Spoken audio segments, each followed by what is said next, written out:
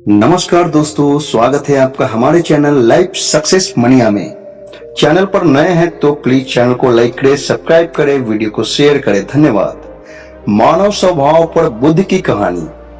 आचार्य चाणक्य ने कहा था कि जो इंसान को ज्यादा सीधा भी नहीं होना चाहिए, क्योंकि अगर हम जंगल में जाकर देखें तो जान पाएंगे कि सीधे पेड़ काट दिए जाते हैं, जबकि टेढ़े मेढ़े पेड़ छोड़ दिए जाते हैं। तो आज की हमारी वीडियो भी इसी प्रकार में कि ज्यादा अच्छा बनना बुरा क्यों होता है और आखिर क्यों एक अच्छा इंसान हमेशा दुख और परेशान रहता है। तो ये हम जानेंगे एक कहानी के माध्यम से। एक बार एक व्यक्ति बौद्ध भिक्षु के पास आता है और कहता है, मास्टर, मैं एक बहुत ही सीधा और अच्छा व्यक्ति हूं। इतना सीधा ही नहीं, अपने आज से पहले ही मुझसे सीधा व्यक्ति कभी देखा होगा।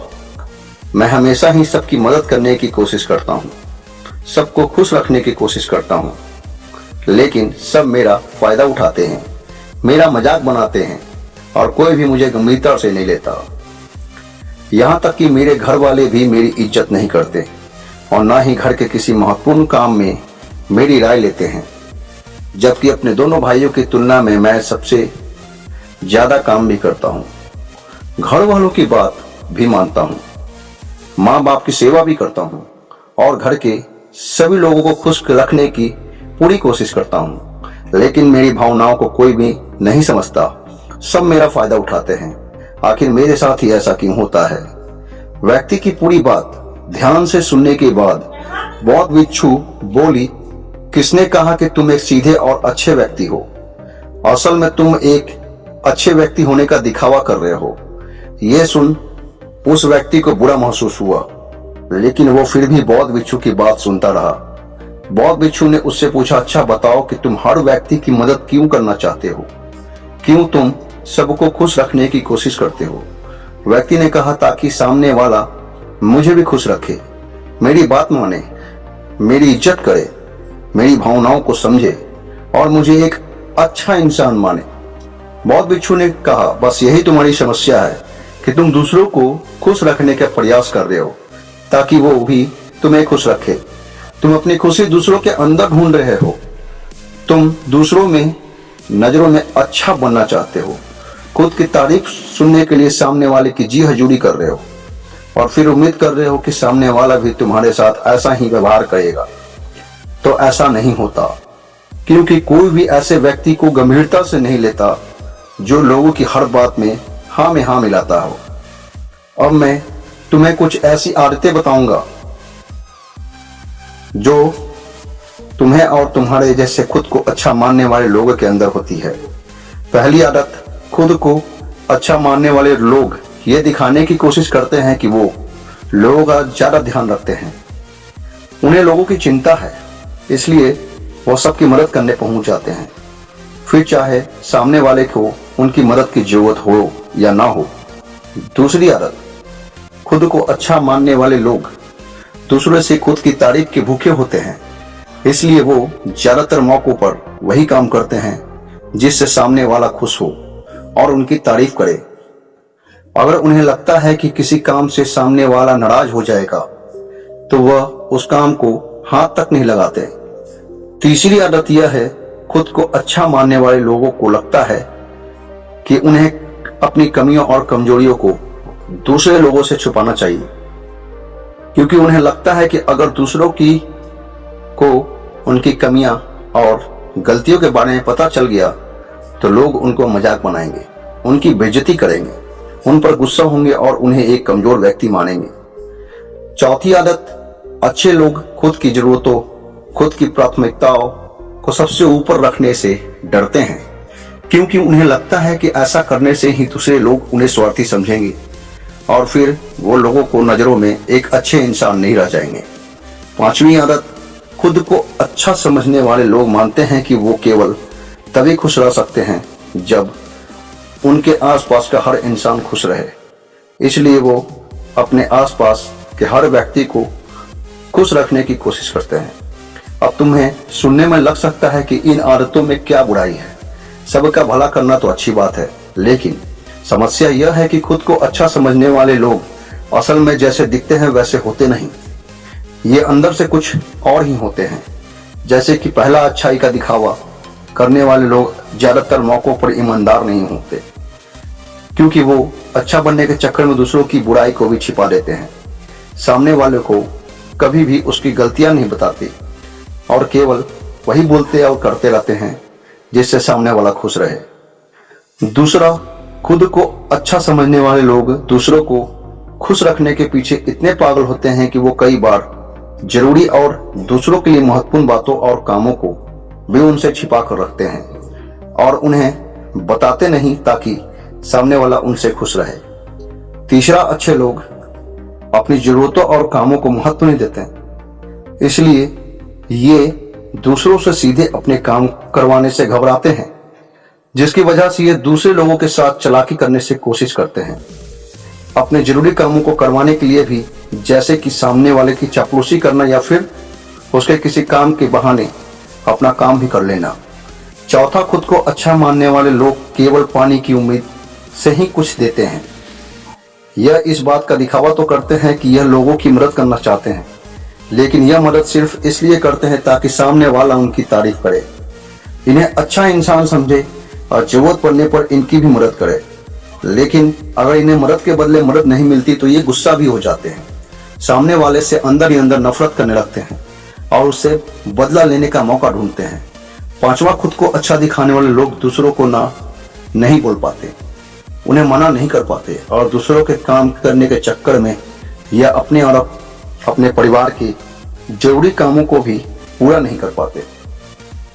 छठा, अच्छे लोगों को लगता है ये सभी उन्हें पसंद करे, सभी इनसे प्यार करे, जिससे दूसरे लोगों को इनका दोस्त बनने या इनके साथ संबंध रखने में दिक्कत होती है, क्योंकि ये हर किसी के सबसे पसंदीदा इंसान बनना चाहते हैं। ये सारी बातें सुनने के बाद उस व्यक्ति ने बौद्ध भिक्षु से कहा, तो आपके कहने का मतलब है कि हम एक अच्छे इंसान ना बने बल्कि एक बुरे इंसान बन जाएं और लोगों का फायदा उठाएं।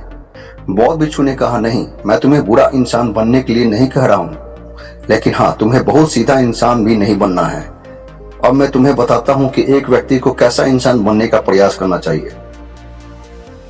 दोस्तों, इंसानी स्वभाव और उसकी अच्छाई व बुराई के बारे में अगर सबसे ज्यादा किसी ने बात की है तो वो है अखंड भारत के निर्माता, राजनीति के महापंडित आचार्य चाणक्य, जिन्होंने अपनी किताब चाणक्य नीति से इंसानी स्वभाव और दुनिया भर की तमाम चीजें के बारे में विस्तार से चर्चा की है। वो इतने बड़े ज्ञानी और दूरदृष्टा थे कि आज हजारों साल बाद भी उनके द्वारा कही गई एक एक बात हमारे जीवन में पूरी सटीकता के साथ लागू होती है। बौद्ध भिक्षु ने कहना शुरू किया, तुम्हें एक सीधा या दूसरों की नजर में अच्छा इंसान बनने की तुलना में एक सुलझा हुआ इंसान बनने का प्रयास करना चाहिए। एक सुलझा हुआ इंसान वो होता है जिसे सबसे अच्छा इंसान बनने का कोई शौक नहीं होता। वो जैसा है वैसा ही खुद को पसंद करता है। वो जानता है कि वो एक इंसान है और उसमें बहुत सी कमियां हैं और वो अपनी कमियों को स्वीकारता है। एक सुलझा हुआ इंसान यह भी अच्छे से जानता है कि उसकी और उसके परिवार की कुछ महत्वपूर्ण जरूरतें उन्हें जिन्हें उसे ऊपर रखना होगा, वरना उसके साथ उसके परिवार का जीवन भी परेशानियों में पड़ जाएगा। हो सकता है कि उसकी ऐसी सोच की वजह से उसके आसपास के लोग, उसके मित्र या रिश्तेदार उससे नाराज हो जाएं, लेकिन वो इसे भी स्वीकारता है। यहाँ पर बात स्वार्थी होने की नहीं बल्कि जीवन की सच्चाई को स्वीकारने की है, क्योंकि तुम बुद्ध नहीं हो गए हो कि तुम्हारी कोई इच्छा ही नहीं है, किसी से कोई उम्मीद नहीं है या कोई जरूरतें शेष नहीं है। तुम एक साधारण इंसान हो और एक साधारण इंसान की सोच के अगर तुम सबको खुश रखने का प्रयास करोगे तो तुम हमेशा दुखी रहोगे, क्योंकि तुम्हारी भी सामने वाले से उम्मीदें बढ़ेगी और जब वो उम्मीदें पूरी नहीं होगी तो तुम दुखी हो जाओगे। इसलिए जो इंसान ये कहता है कि मैं सबकी मदद करूंगा, सबको खुश रखूंगा और मुझे बदले में किसी से कुछ भी नहीं चाहिए, यहाँ तक कि अपनी तारीफ भी नहीं, तो पहले उस इंसान को बुद्धत्व प्राप्त कर लेना चाहिए, क्योंकि एक आत्मज्ञान को प्राप्त व्यक्ति ही किसी से कोई उम्मीद नहीं रखता। पर क्योंकि आत्मज्ञान के प्राप्त करने वाला व्यक्ति सबसे बस की बात नहीं है, इसलिए तुम्हें इस जीवन के सत्य को स्वीकारना होगा और खुद को शोषण का शिकार व दुखी होने से बचाने के लिए एक सीधा इंसान बनने की बजाय एक सुलझा हुआ इंसान बनने का प्रयास करना होगा। अब मैं तुम्हें बताता हूं कि एक सुलझे हुए इंसान में क्या विशेषताएं होती है। पहली विशेषता यह है कि अपनी और अपने चाहने वालों की जरूरतों को ऊपर रखते हैं। इसका मतलब यह नहीं कि ये लोग दूसरों की जरूरतों को कम समझते हैं या फिर दूसरों को गिराकर ऊपर चढ़ने का कोशिश करते हैं, बल्कि इसका मतलब यह है कि ये लोग दूसरों की फालतू जरूरतों के लिए तब तक उपस्थित नहीं होते जब तक कि इनकी खुद की महत्वपूर्ण जरूरतें पूरी न हो जाए। हालांकि अगर कोई इंसान सच में मुसीबत में फंसा हुआ है और उसे उनकी सहायता की सख्त जरूरत है, तभी अपने महत्वपूर्ण कामों को पीछे रखकर भी उसकी सहायता के लिए उपस्थित हो जाते हैं।